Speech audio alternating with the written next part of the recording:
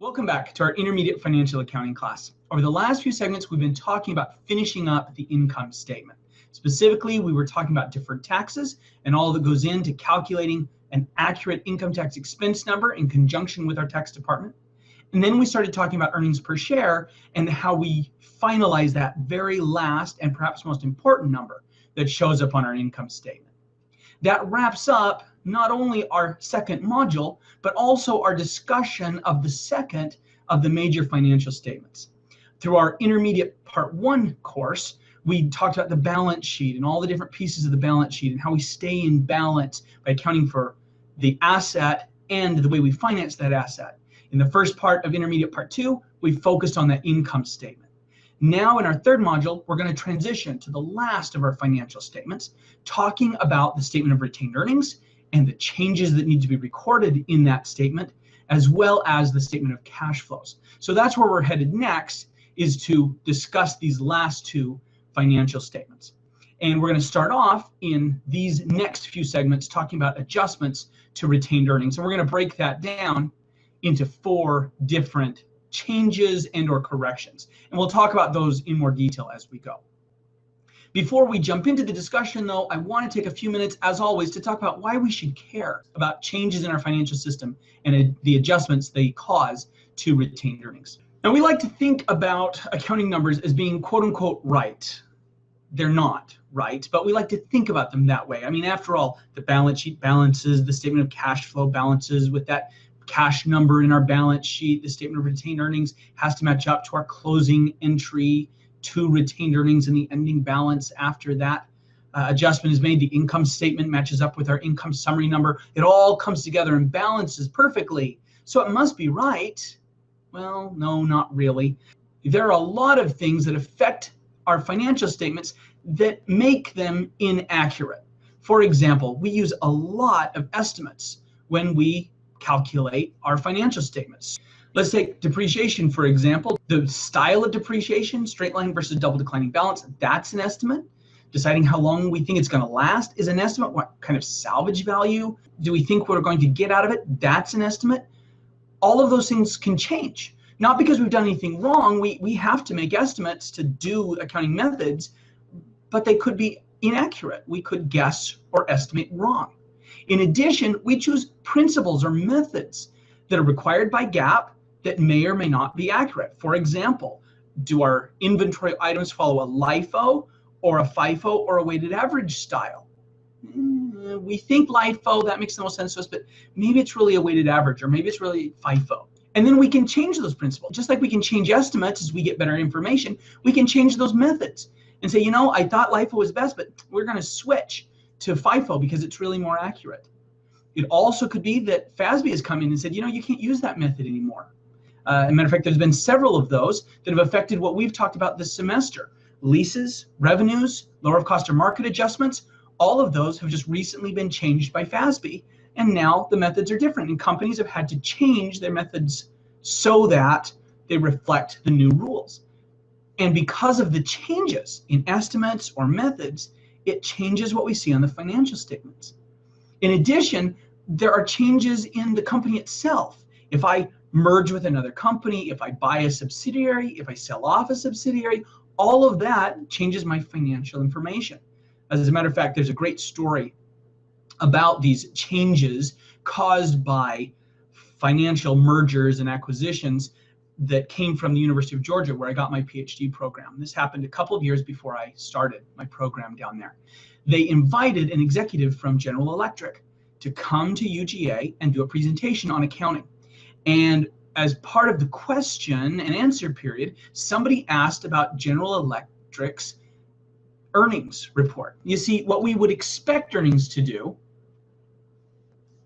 is to kind of bounce around. Some years are good, some years are bad. We see it generally trending up, but it should bounce around a little bit. And GE's doesn't. GE's looks like a beautiful straight line, or at least it did at this time.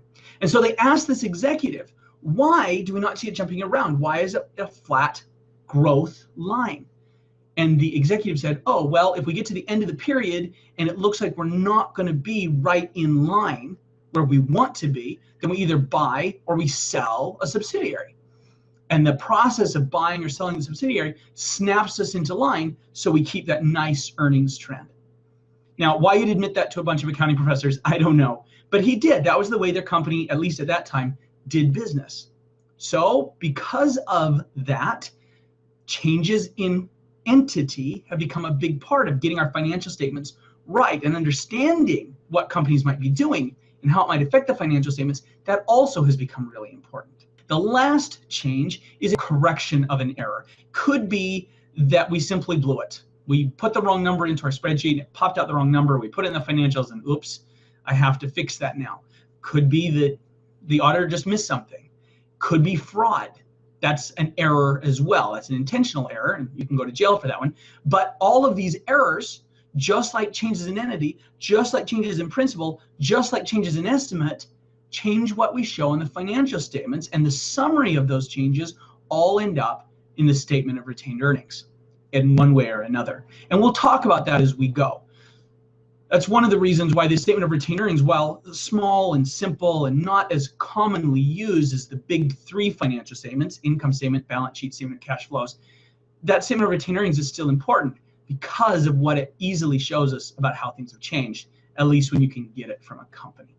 As accountants, we need to understand all of these changes and their effects for multiple reasons. We have to be able to do the calculations and make the adjustments. We have to be able to explain them to others. We have to be able to audit and check those numbers. We have to be able to analyze the changes so that we can make investment decisions. And I don't have this up here, but there's also the need to understand how the changes will affect our taxes, because they can affect deferred taxes and our taxes payable, etc., as we correct errors or change estimates. So there's a lot of reasons why this is a really important topic for us, which is what makes it exciting to talk about now. Now, we've already walked through these, so I won't take a lot of time talking about them now, but there are four major changes that adjust our retained earnings. The first one, a change in estimate, doesn't change the statement of retained earnings itself. What it changes is our numbers moving forward. So it's going to change retained earnings by changing net income. Changes in principal, changes in entity, correction of errors, all of those actually do change both the statement of retained earnings and income. And in order to keep everything in balance, they're also going to flow through and change at least other parts of the balance sheet, because if you change retained earnings, you also have to have a change somewhere else, so the balance sheet stays in balance. But it could also change the income statement and flow to the statement of cash flows at least a little bit, depending on what kind of errors or what kind of changes we're making. The other fun thing about these changes are what we actually have to change. So as we talk about these changes, we'll be talking about how they change net income, how they change retained earnings, how they change the statement of retained earnings, and how they change the rest of the financial statements as well. Pretty exciting topics to get into. We're going to start with the easiest of the four, and that's a change in estimate. And this is something that we have already talked about as part of our intermediate part 1 class.